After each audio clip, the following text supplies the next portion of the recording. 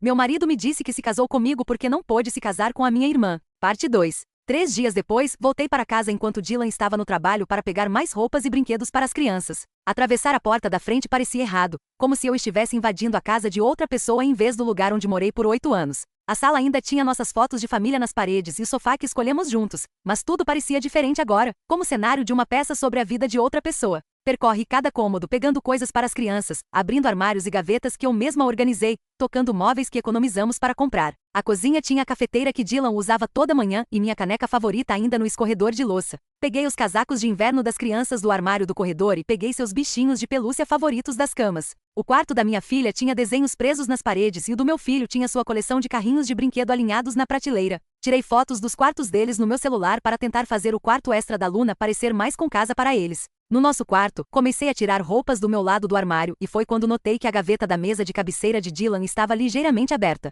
Eu sabia que não devia olhar, mas abri mesmo assim. Dentro estava o diário de couro velho da faculdade que eu ouvia escrever anos atrás, mas pensei que ele tinha parado de usar. A primeira página que abri era datada de 3 meses depois de começarmos a namorar. Ele escreveu sobre um churrasco em família na casa dos meus pais onde Luna usava um vestido de verão e como ele não conseguia parar de olhar para ela. A anotação dizia que ela era a que escapou e eu era boa o suficiente por enquanto até ele descobrir um plano melhor. Sentei na cama e continuei lendo página após página de anotações sobre Luna misturadas com anotações sobre mim, e o contraste era brutal. Quando ele escrevia sobre Luna, usava palavras como cativante, magnética e perfeita. Quando escrevia sobre mim, usava palavras como prática, segura e aceitável. Havia uma anotação da semana em que ele me pediu em casamento onde ele escreveu que casar comigo era um movimento inteligente porque eu mantinha conectado a Luna e meus pais gostavam dele. Ele realmente escreveu um plano de como ser meu marido lhe daria mais acesso a eventos familiares onde Luna estaria. Tirei fotos de cada página com meu celular, minhas mãos tremendo tanto que tive que refazer várias fotos. Isso não era conversa de bêbado numa festa de Natal.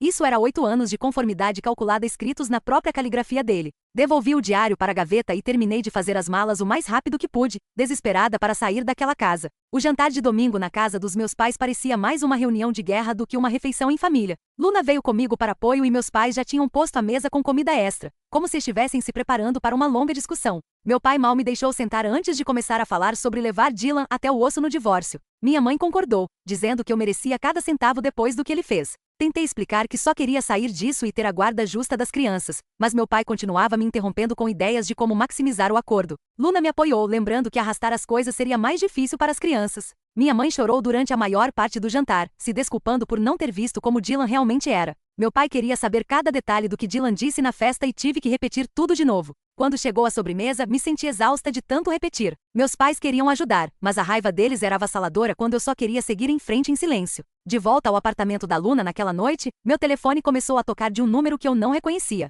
Atendi e ouvi a voz de Dylan imediatamente. Ele estava ligando de números diferentes porque eu tinha bloqueado o celular dele. O correio de voz que ele deixou era de desculpas, implorando para eu falar com ele. 1 hora depois, outra ligação veio de um número diferente e este correio de voz era irritado, me acusando de virar todo mundo contra ele. Então outra ligação, outro número, de volta as desculpas. Jamaica me disse para salvar cada correio de voz e mensagem para documentação. Ela disse que o padrão de assédio seria importante no tribunal, especialmente a maneira como ele alternava entre arrependido e hostil. Comecei uma pasta no meu celular só para as mensagens de Dylan e ela encheu rápido. Marissa apareceu no apartamento da Luna com café e novidades da vizinhança. Ela tinha ouvido pela esposa de Brett que várias pessoas na empresa de Dylan tinham reclamado ao RH sobre os comentários dele na festa de Natal. Aparentemente, Dylan tinha reputação no trabalho de falar sobre Luna de maneiras que deixavam as pessoas desconfortáveis. Brett foi chamado ao RH para dar uma declaração sobre o que testemunhou e outros colegas se manifestaram com suas próprias histórias. Uma mulher disse que Dylan tinha mostrado a ela as fotos de Luna nas redes sociais e feito comentários inapropriados.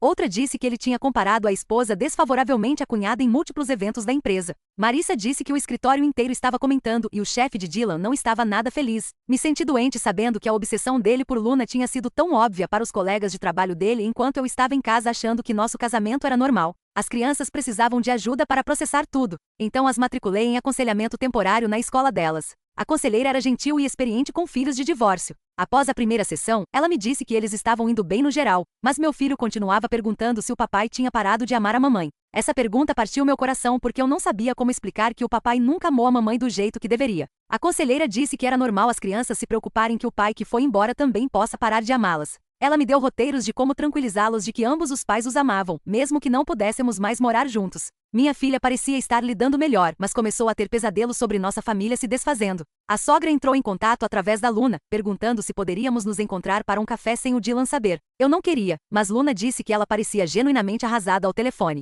Contra meu melhor julgamento, concordei em encontrá-la numa cafeteria perto do apartamento da Luna. Imaginei que não devia nada a ela, mas talvez ouvi-la me desse algum encerramento. O encontro no café foi mais difícil do que eu esperava. A mãe de Dylan já estava chorando quando entrei, os olhos vermelhos, inchados como se estivesse chorando há dias. Nem tínhamos pedido café ainda, e ela já estava se desculpando em lágrimas. Ela disse que suspeitava que Dylan tinha um interesse doentio por Luna, mas se convenceu de que o casamento e os filhos o consertariam. Pedi café para nós duas enquanto ela se recompunha o suficiente para falar. Ela me contou sobre notar pequenas coisas ao longo dos anos, como os olhos de Dylan seguindo Luna nas reuniões de família ou como ele arranjava desculpas para se sentar perto dela nos jantares de Natal. Ela mencionou isso para Ezequiel uma vez e ele disse que ela estava imaginando coisas. Eu ouvi enquanto ela chorava e se desculpava, me sentindo estranhamente distante de toda a conversa. Então a mãe de Dylan me contou algo que tornou tudo pior. Ela disse que Ezequiel tinha pressionado Dylan a se casar comigo rapidamente porque achava que eu era estável e iria acalmá-lo. As palavras exatas dela foram que Ezequiel me via como bom material de esposa que manteria Dylan nos eixos.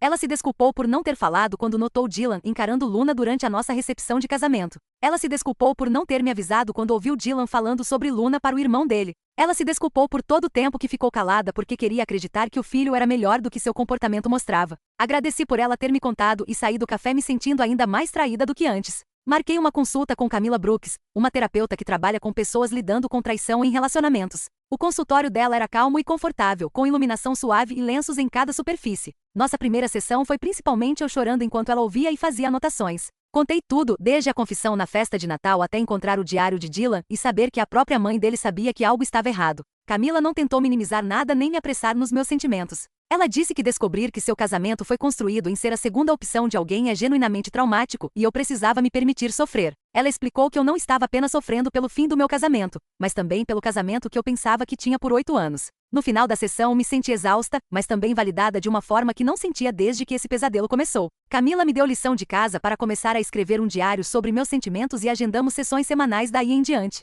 2 semanas depois de começar a terapia, recebi um e-mail da Jamaica com um anexo intitulado Contestação. Dylan tinha entrado com seus próprios papéis de divórcio, alegando que tínhamos problemas que não podíamos resolver e pedindo guarda igual das crianças. Fiquei sentada à mesa da cozinha da Luna encarando o documento enquanto ela fazia café. Jamaica ligou 1 hora depois explicando que isso era normal, que a maioria dos divórcios envolvia ambas as partes entrando com papéis. Mas precisávamos responder documentando o padrão de Dylan de me menosprezar e me comparar à Luna. Ela me pediu para escrever cada instância que eu me lembrava dele me fazer sentir menos. Comecei uma lista naquela noite e preenchi 3 páginas antes de ter que parar porque minha mão estava tremendo. As crianças estavam programadas para passar a primeira noite na casa com Dylan na sexta-feira seguinte. Fiz as malas 2 vezes, desfazendo e refazendo porque esquecia coisas ou duvidava do que elas precisavam. Luna me encontrou sentada no chão do quarto extra dela cercada por bichinhos de pelúcia e roupas. Ela me ajudou a terminar de arrumar e me lembrou que Dylan tinha cuidado delas antes, que uma noite não iria machucá-las. Mas quando as deixei na sexta-feira à noite, vendo-as entrar na casa com suas mochilinhas, me senti doente.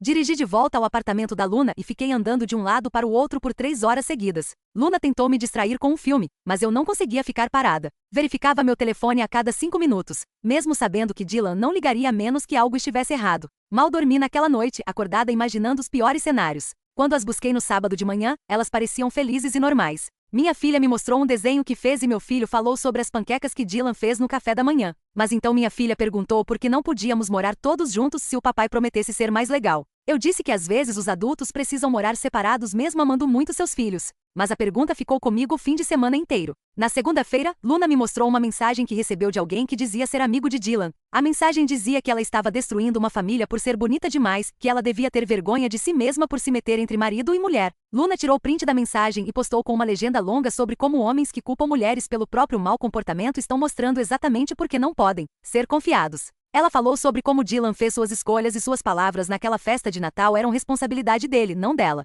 A postagem começou a ser compartilhada em horas. Eu a vi com centenas de comentários na terça-feira de manhã e me senti preocupada com toda essa atenção. Luna voltou de um ensaio fotográfico e me encontrou rolando as respostas. Eu disse que estava com medo de que isso piorasse tudo, que Dylan ficasse irritado por ser exposto assim. Ela sentou ao meu lado, pegou meu celular e fechou o aplicativo. Ela me lembrou que Dylan tornou isso público quando disse aquelas coisas na festa do trabalho dele na frente dos colegas. Ela não ia se esconder do que ele fez só para proteger a reputação dele quando ele claramente não se importou com a minha. Tive minha consulta semanal com Camila na quarta-feira e passei a maior parte da sessão falando sobre as crianças. Eu disse que estava com medo de que Dylan as comparasse com qualquer filho que Luna pudesse ter no futuro, que ele as fizesse sentir-se uma opção de reserva como me fez sentir. Camila ouviu e então me perguntou o que eu podia controlar nessa situação. Eu disse nada, que não podia controlar o que Dylan dizia ou fazia. Ela sentiu e explicou que eu estava certa. Não podia controlar o comportamento de Dylan, mas podia modelar uma boa autoestima para meus filhos. Podia mostrar a eles como é se valorizar e exigir respeito. Ela me deu lição de casa para praticar conversa interna positiva quando as crianças estivessem por perto,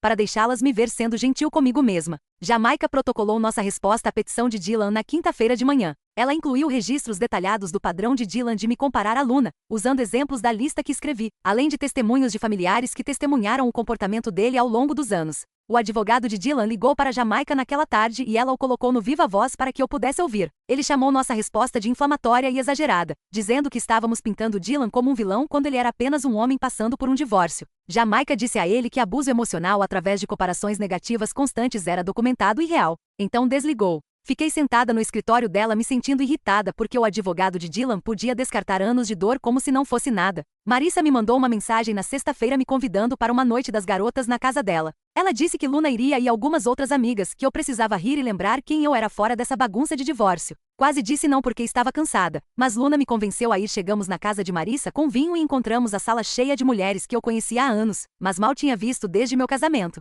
Elas me abraçaram e disseram que tinham ouvido o que aconteceu, que sentiam muito por eu estar passando por isso. Comemos salgadinhos, bebemos vinho e alguém contou uma história sobre o próprio ex-terrível que nos fez chorar de rir. A amiga de Marissa do trabalho imitava encontros ruins que ela teve e eu ri tanto que minha barriga doeu. Elas me lembraram que eu era engraçada quando contava uma história sobre as crianças, que eu era inteligente quando explicava um projeto de design gráfico, que eu era interessante além de ser apenas a esposa de Dylan. Dirigi para casa naquela noite me sentindo mais leve do que em semanas. Meu telefone vibrou às 2 da manhã com uma notificação de e-mail. Peguei pensando que algo estava errado com as crianças, mas era de Dylan. A linha de assunto dizia por favor, leia, e a mensagem era longa, preenchendo minha tela inteira. Quando abri, ele pedia desculpas por tudo, dizia que tinha sido horrível e que sabia disso agora. Ele implorava por outra chance, prometia que faria terapia e nunca mais mencionaria Luna. Mas enquanto lia o e-mail, contei 3 vezes separadas em que ele mencionou quão bonita Luna era, como ele entendia porque eu me sentia comparada a ela. Como devia ser difícil ter uma irmã tão bonita. Ele nem percebia o que estava fazendo, não conseguia escrever um pedido de desculpa sem mencionar ela.